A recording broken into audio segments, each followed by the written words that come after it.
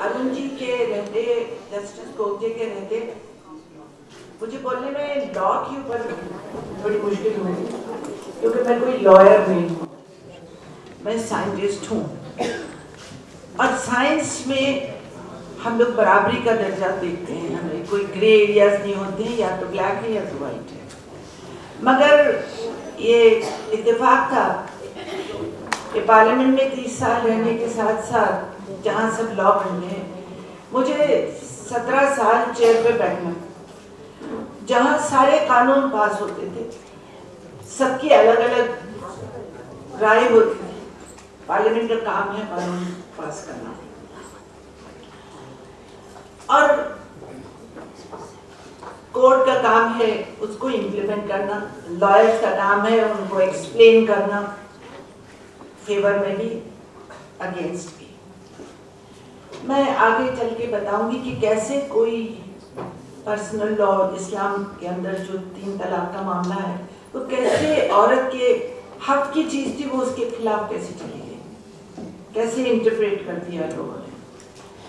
ठीक कहा यहाँ सबने कि जब भी पर्सनल लॉ की बात होती है तो वो हिंदू मुसलमान बन जाता है। पार्लियामेंट में अरुण जी एक बार ऐसा हुआ, किसी ने पर्सनल लॉ की बात करी तो 5-6 एमपी मुस्लिम एमपी खड़े हो गए।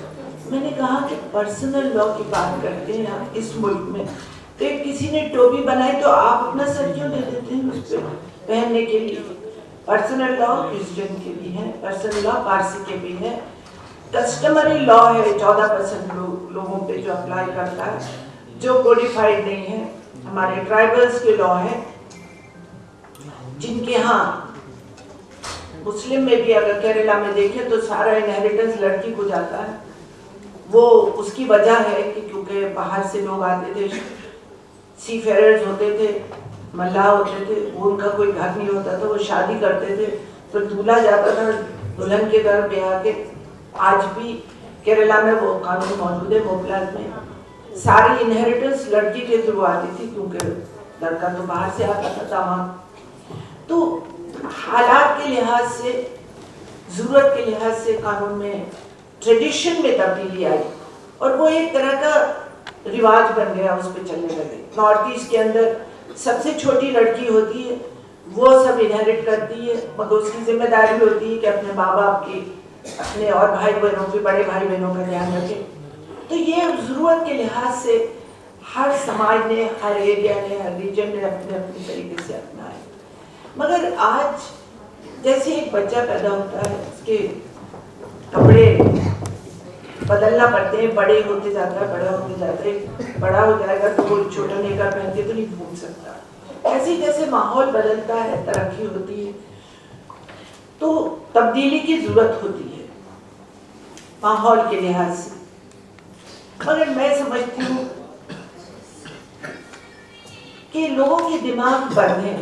यहाँ मैं हमारे विजेंद्र गुप्ता जी से नहीं बड़ा अच्छी, उनको मुबारकबाद दूंगी, उन्होंने मदद करी स्मृति ईरानी की और मीनाक्षी की, ये महिलाओं को बुलाने की। मेरी आपसे एक आग्रह, मैं जस्टिस से बात कर रही थी, मैंने गोगजे जी से, कि मैं जब कभी भी मुझे कोई बुलाता है कि महिलाओं की एजुकेशन पे आओ, तो मैं कहती थी महिलाओं को तो मालूम है कि वो चाहती हैं कि तालीम हासिल करें, पुरुषों को बुलाओ, क्योंकि उनके दिमागों को खोलना है कि अपनी बच्चियों को पढ़ाएं। मैंने कहा कि उसने इतना अच्छा काम किया कि महिला मोर्चे की तरफ से महिलाओं को बुलाया, इसमें तो पुरुषों को बुलाना चाहिए, क्योंकि वो ही कहीं अड़चन लगाते हैं। हर तरह के पुरुष, चाहे किसी धर्म के हों, वो कहीं ना कहीं अड़चन लगाते हैं। और मेरी ये समझ में नहीं आता है कि उनकी भी तो बेटियां होती हैं, उनको पर भी तो कानून लागू होता है, उनकी भी बीवियां होती हैं, मगर क्यों पुरुष अपने आप को अलहदा समझते हैं कानून, औरतों के कानून। मैं अरुण जी, मैंने जब IPU की प्रेसिडेंट थी तो एक कॉन्फ्रेंस बुलाई थी बीजिंग के बाद यहाँ दिल्ली में, और वो कॉन्फ्रेंस थी towards partnership between main and women in politics, कि औरतों और मर्दों का हिस्सा पॉलिटिक्स में।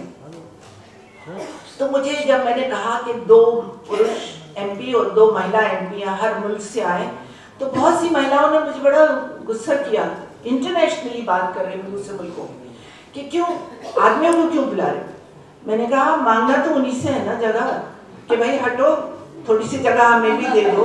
हम लोग आपस में बीजिंग में 50,000 दुनिया से महिलाएं आई, उनपे बहुत बात कर ली कि हमें हिस्सा मिलना चाहिए पॉलिटिक्स में, डिसीजन मेकिंग में, मगर अब जिनसे लेना है उनको तो बुलाना ही पड़ेगा, तो उनसे कहना पड़ेगा। और उसका फर्क हुआ, क्योंकि जब वो 2 औरतें और 2 मर्द इसी दिल्ली में आए, जो हमारा दिल्ली डिक्लेरेशन था, कुवैत में एक भी औरत नहीं थी पार्लियामेंट में, उनको औरतों को इलेक्शन लड़ने का हक नहीं था।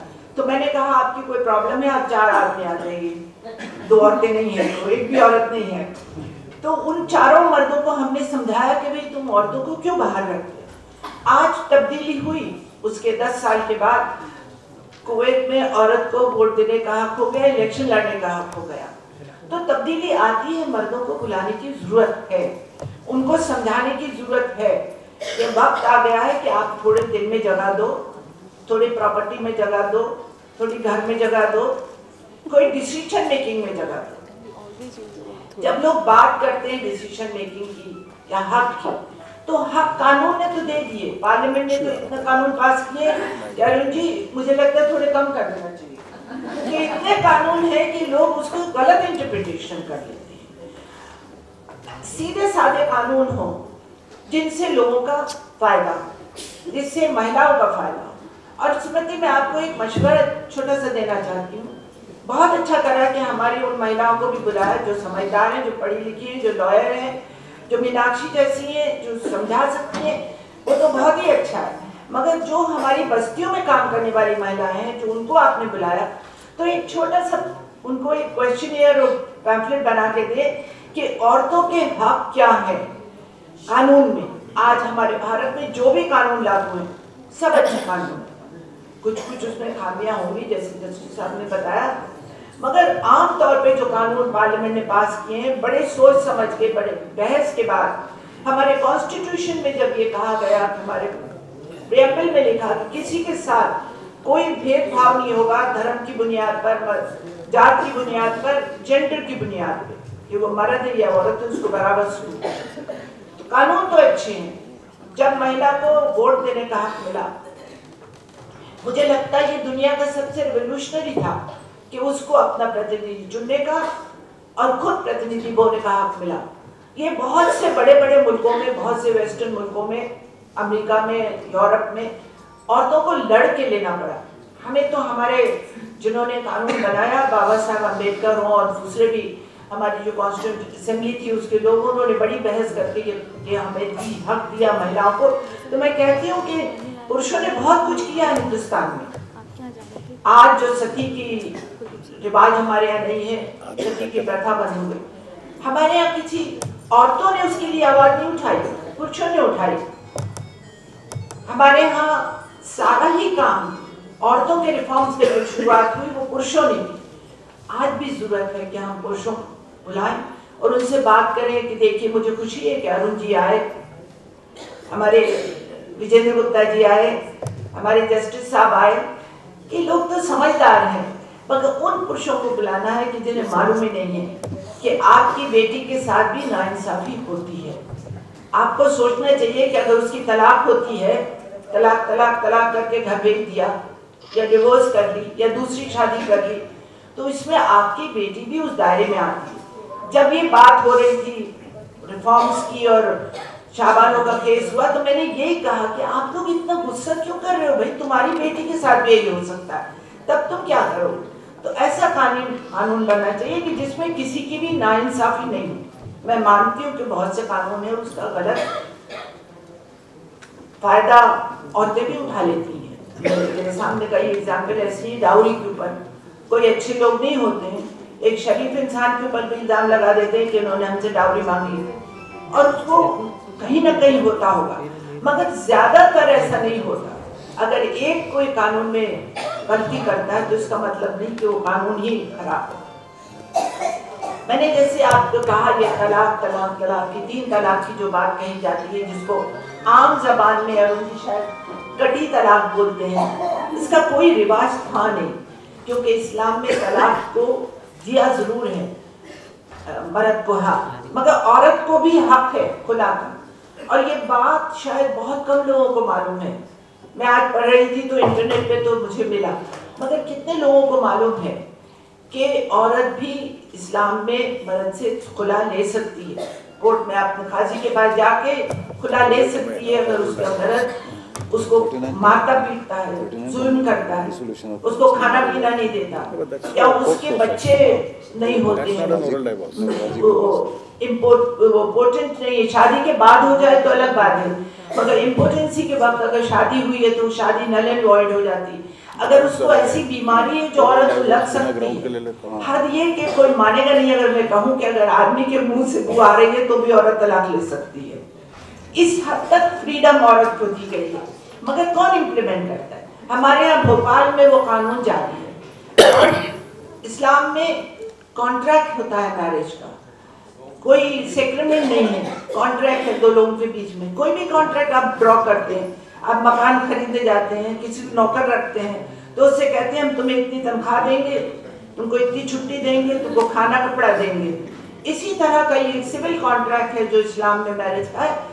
कोई भी चाहे तो उसके अंदर कोई भी चीज रख सकता है कॉन्ट्रैक्ट के अंदर, और जो चीज रखेगा उसी पे जैसे कॉन्ट्रैक्ट बनता है वैसे ही कॉन्ट्रैक्ट टूटता है। प्रॉफिट मोहम्मद ने जब अपनी बेटी की शादी करी तो उन्होंने हजरत अली से कहा कि तुम मेरी बेटी के ऊपर सौत नहीं लाओगे, तो उन्होंने माना कि फिर नहीं लाए हो। और दूसरी चीज जो है मेहर की है। मैं जब बात करती हूँ कि लोग क्यों एक दूसरे के, जो पार्लियामेंट के अंदर जो मैंने कहा ना टोपी का मामला के सब खड़े हुए, मैंने कहा ये क्यों हमेशा सोचते हो? आपके दिल में क्या ये है खतरा कि आपका कानून अच्छा नहीं है? इस्लाम के में औरतों के लिए बहुत अच्छे कानून, इनहेरिटेंस को उनको दिया। पहले कभी किसी औरत को इनहेरिटेंस दी थी, उसमें उसको आइडेंटिटी थी, एक उसको अपना वजूद था, नहीं तो वो कमोडिटी की तरह इनहेरिट की जाती थी। औरतें इधर से उधर इनहेरिट होती थी, जैसे आपने सामान इनहेरिट किया, जेवर इनहेरिट किया, पैसा इनहेरिट किया, तो औरतें भी इनहेरिट हो जाती थी। उसको इस्लाम ने बराबरी का दर्जा दिया कि तुम्हारी भी कोई एंटिटी है, तुम भी कुछ हो, तुम्हारा वजूद है, तुम कोई प्रॉपर्टी नहीं हो किसी की।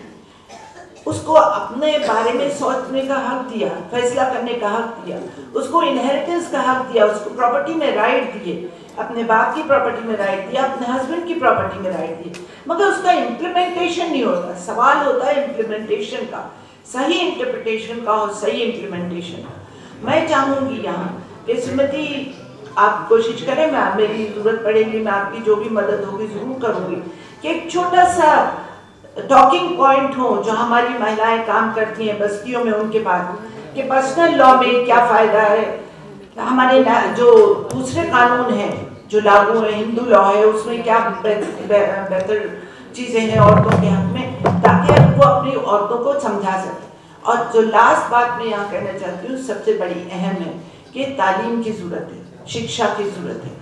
आज हमारी लाखों करोड़ों महिलाएं हैं जो शिक्षा से वंचित हैं।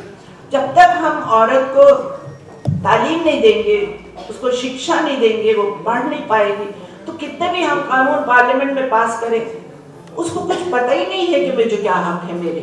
तो सबसे बड़ी चीज़ जो है हमें अपनी बहनों को, खासकर में हमारे भाइयों को बुला के कहना चाहिए कि अगर तुम अपनी बेटियों को एम्पावर करना चाहते हो तो उनको सबसे पहले शिक्षा दो, ताकि वो अपने हक को जाने, अपनी जिम्मेदारियों को भी पहचाने, और तभी हम समझेंगे कि हमने महिलाओं को शिक्षित किया है।